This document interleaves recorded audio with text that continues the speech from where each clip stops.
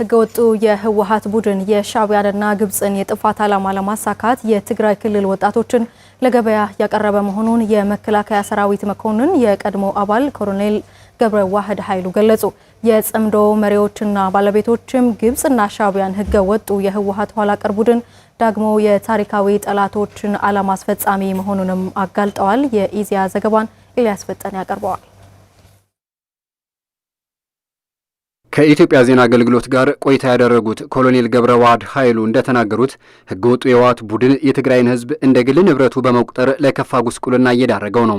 ህገወጡ ቡድን ጽምዶ በሚል ስያሜ ከሀገር ውስጥ ጽንፈኛ ኃይሎችና ከውጭ ታሪካዊ ጠላቶች ጋር የሚያደርገው የክህደት እንቅስቃሴም ሀገርን ለማጎሳቆል ያለመ ስለመሆኑ አስረድተዋል።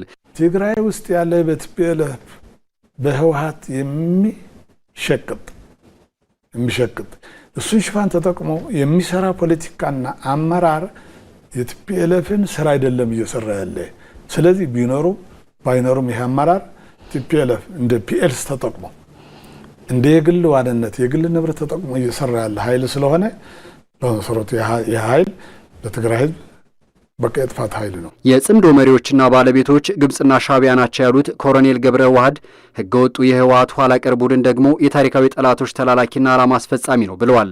በሌላ መልኩም ህገወጡ ቡድን በትግራይ ክልል ወጣቶች ላይ የሚፈጽመው አስገዳጅ ወታደራዊ አፈሳም ሻዕቢያ የሚጠቀምበትን ኢሰብአዊ አስተሳሰብ እየተከተለ እንደሚገኝ ያሳያል ብለዋል። የጦርነቱ ዋና ተዋናይና የጦርነቱ ማጎደ ደግሞ የትግራይ ወጣት ነው።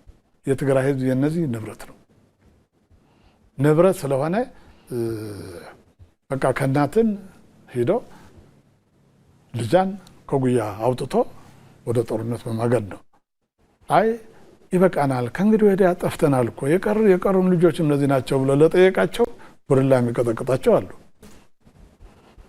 እየከተተ ነው። አሁን ያን ተቀብሎ የትግራይ ወጣት ለመማገድ እየቋመጠ ያለ የትግራይ አመራር የተኛው ሀሳብ ነው እንደዛ የሚሆነው። ከዛች ተወልዶ እዛ ፈልቆ ለምን የሚለው ነገር ለምርምር የምንተው ነው የሚሆነው። ስለሚገርመኝ ማለት ነው። የህገወጥ ቡድኑ ጥቂት ስብስቦችም በውጭ ጠላቶች እየታዘዙ የህዝብ ጉስቁልናን ከቁብ በማይቆጥሩ የለውጥ አስተሳሰብ የተነፈጋቸው አካላት መሆናቸውን አብራርተዋል። ቡድኑ የትግራይ ክልል ህጻናትና ወጣቶችን ከእናትና ቤተሰቦቻቸው ጉያ በመንጠቅ የሚፈጽመው አስገዳጅ ወታደራዊ አፈሳም ለህዝብ ደንታ እንደሌለው በተግባር እያረጋገጠ ነው ብለዋል። ከጦርነት በመለስ የሚከፈል ሁሉ እንከፍላለን፣ ጦርነት ግን አንቀበልም ብሎ ራሱን ማዳን አለበት ብዬ ነው የማምነው። ከሻዕቢያ ሆነ ከግብጽ ሆነ ኢትዮጵያን ስትወር 130 ሚሊዮን የኢትዮጵያ ህዝብ ወደዛ መዝቦት አይቀርም። ያን ሁሉ ኃይል እዛ ሲፈስ ምንንም የማያቅ ምስኪኑ የትግራይ ተወላጅ በዛ መጎዳት አይቀርም። ቁጥራን ባለቤቱ የትግራይ ህዝብ ነው።